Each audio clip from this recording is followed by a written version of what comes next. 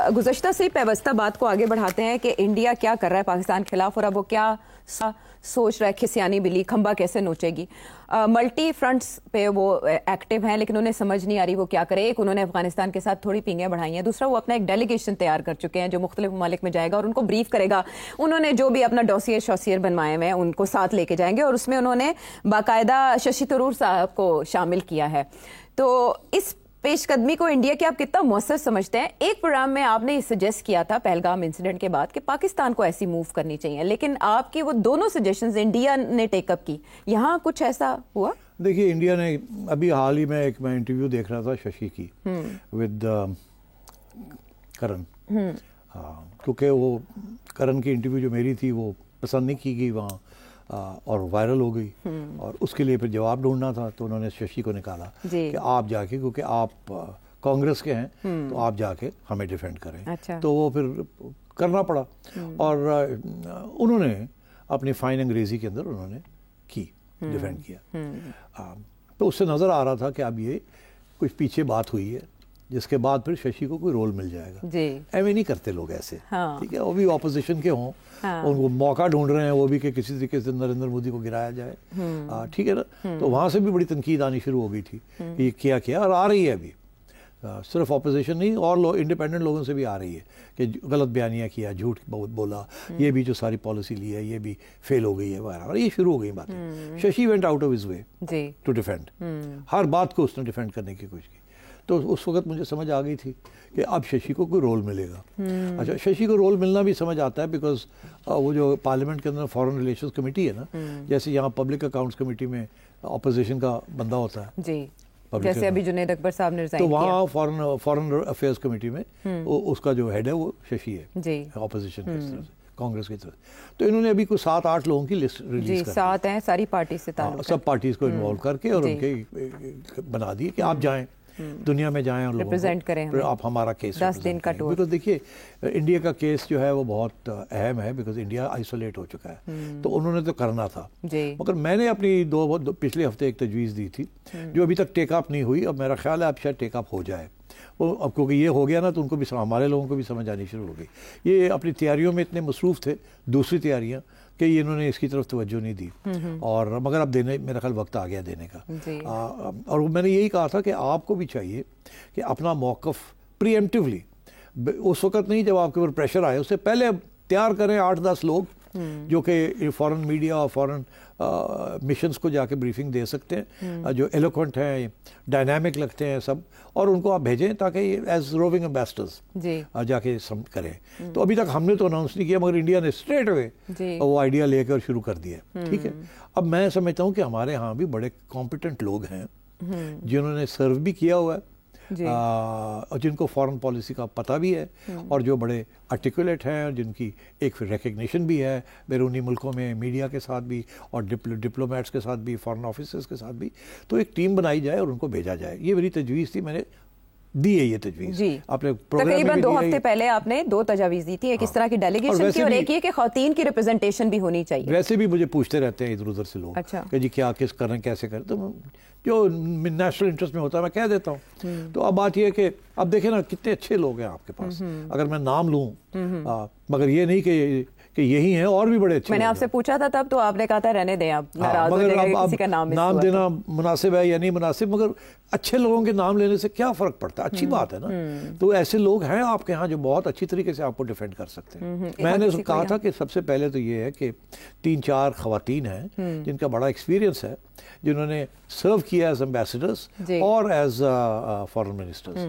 तो मैंने कहा था कि आप हिना रबानी खर को तैयार करें, शी इज़ गुड, वो कर सकती हैं डिफेंड, आपको तैयारी करेंगी, ब्रीफिंग फॉरेन ऑफिस कर दे, क्योंकि आउट ऑफ टच होंगी ना थोड़ी बहुत, तो वो ज़रा अपडेट हो जाएंगी।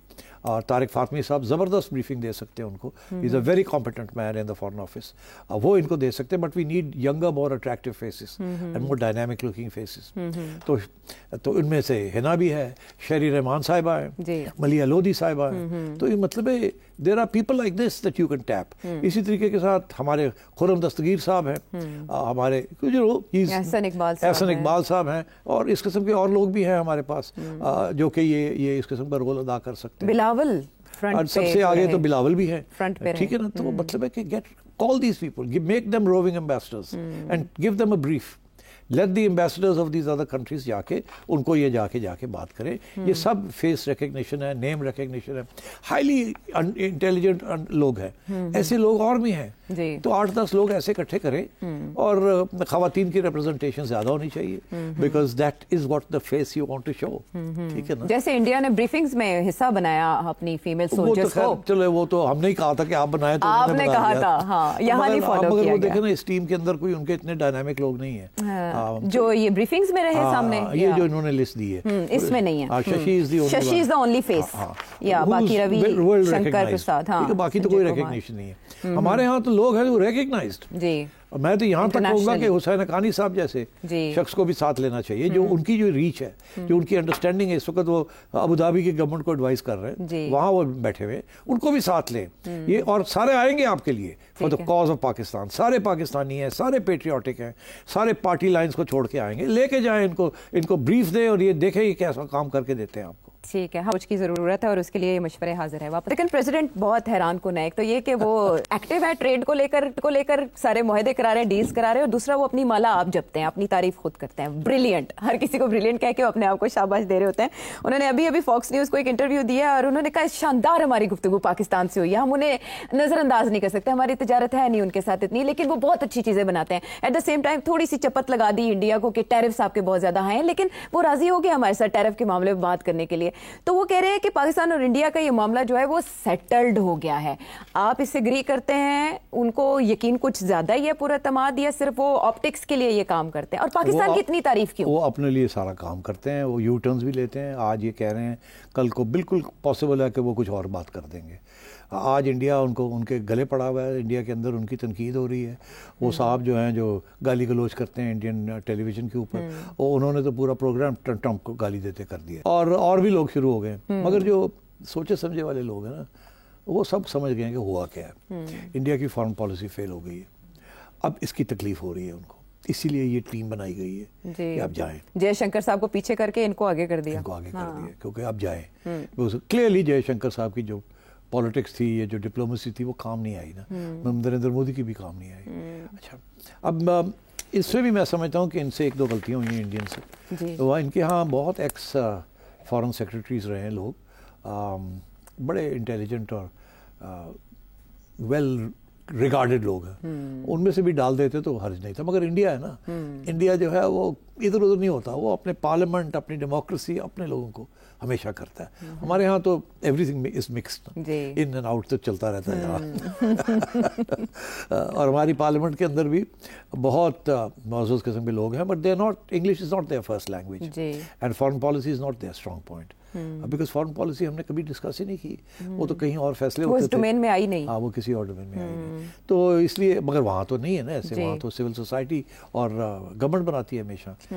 سو آئی تھنک اگر یہ لوگ چلے جائیں تو it will be a good thing. تو پاکستان کی اس قدر تعریف کر کے بھارت سے کچھ منمانا مقصود ہے؟ دیکھیے, بھارت اس وقت بڑا اپسیٹ ہے کہ ڈونلڈ ٹرمپ نے ہمیں نہیں دی, اور یہاں تک کہ وہ ایک طرف وہ کہتے ہیں کہ ہمارے ڈی جی ایم او نے فون کر کے کہا کہ ہم نے جو کرنا تھا کر لیا, بس اب بس, اور ہم نہیں کچھ کرنا چاہتے. یہ تو ایک قسم کی, یہ تو ان کا بیانیہ نہیں ہے نا.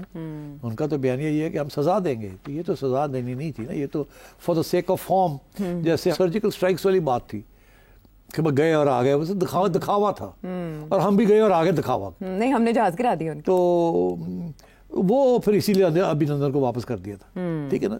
تو کوئی سیریس وہ ٹھیک نہیں, چیز نہیں تھی.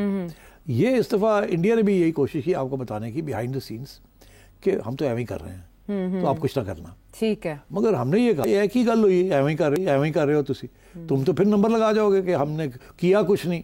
تو اس وقت جیسے ہمیں کرنا پڑا تھا, ہم نے بھی کرنا ہے, تو پھر ہم نے کیا.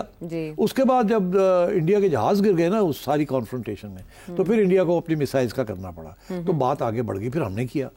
تو that is when the world stood up and said a تھے بالا کوٹ تو اگے نکل گئی گل.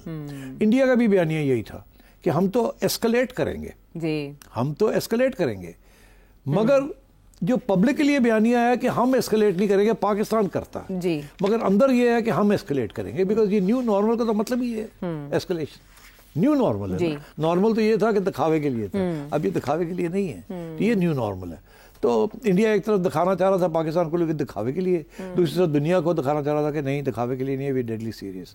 تو آئی تھنک یہ ہوا ہے. ٹھیک ہے. تو وہ دونوں طرف کھیلتے رہ گئے، اور سب سے بڑا جو دکھ ان کو یہ ہوا ہے کہ کسی نے انٹرنیشنل کمیونٹی کو ان کو سپورٹ نہیں، گھاس نہیں ڈالی. اچھا، ڈونلڈ ٹرمپ کہہ رہے ہیں کہ دونوں ملک بہت خوش ہیں، انڈیا اور پاکستان. ہمیں انڈیا کی خوشی تو دکھائی نہیں دے رہی، یہاں تک کہ نریندر مودی جھٹلا بھی نہیں رہے ڈونلڈ ٹرمپ کے اسٹیٹمنٹس کو. صحیح کہہ رہی ہیں آپ، ہم بڑے خوش ہیں.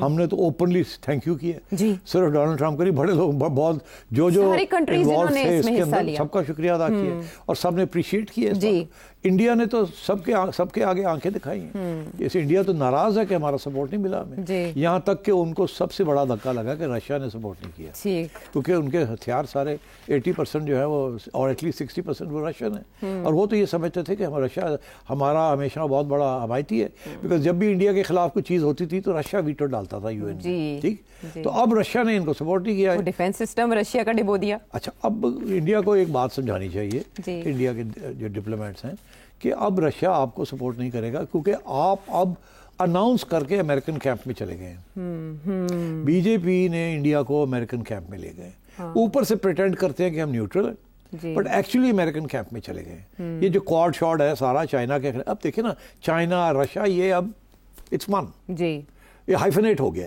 جیسے چائنا پاکستان ہائفنیٹ ہو گیا، چائنا رشیا ہائفنیٹ ہو گیا. اس وقت سب سے زیادہ ہتھیار جو یوکرین میں استعمال ہو رہے ہیں فرام رشیا، وہ رشیا چائنا سے لے کے دے رہا ہے. پاکستان بھی ایسے ایسے کھیل رہا ہے گیم، انڈیا بھی ایسے ایسے کھیل رہا ہے. انڈیا کو تو انٹرنیشنل کمیونٹی نے بتا دیا ہے کہ یہ ایسے ایسے نہیں، یا ہمارے ساتھ نہیں ہو، تکلیف ہو رہی ہے. ہم جو ہے، ہم نہ ادھر تھے پہلے نہ ادھر تھے، تو ہم ابھی بھی لگے ہوئے ہیں چھوٹی موٹی، مگر اب ہمیں بھی احساس ہو گیا کہ ہمارا ایک ہی دوست ہے جو long term, short term, medium term, وہ چائنا ہے. And we need to make sure کہ چائنا جس طریقے کے ساتھ آپ کے ساتھ کھڑا ہوا ہے، آج تک کوئی بیرونی ملک آپ کے ساتھ کھڑا نہیں ہوا. Therefore we have to be very careful in our foreign policy. کسی صورت میں بھی چائنا کو ابینڈن نہیں کرنا، چائنا کا ساتھ دینا ہے، اور چائنا کے ساتھ جپھی پا کے بیٹھے رہنا. ٹھیک ہے.